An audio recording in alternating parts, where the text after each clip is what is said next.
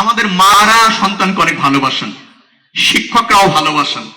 একটু বেশি কি খাওয়াতে চান, একটু ভাত নিয়ে, মানে সরকার কার্বোহাইড্রেট দিতে চান, কিন্তু বয়স অনুপাতে খাবার, skin care, hair care, health care এখানে খুব মনোযোগী না শিক্ষক এবং মায়েরা, বাবারা। আধুনিক যুগে প্রতিযোগিতাপূর্ণ একটা ব্যক্তিত্ব হিসেবে প্রতিষ্ঠিত করতে হলে শিক্ষা, খাবারের মান এবং উপযোগিতা, time management, health care, specially skin এবং হেয়ার, এটা জানা খুব দরকার এবং এ ব্যাপারে সচেতন হওয়া দরকার। একটা উপযুক্ত যোগ্য মানুষই পারে তার পেশাদারির মাধ্যমে সমাজ, রাষ্ট্র এবং পরিবারের জন্য কাজ করতে।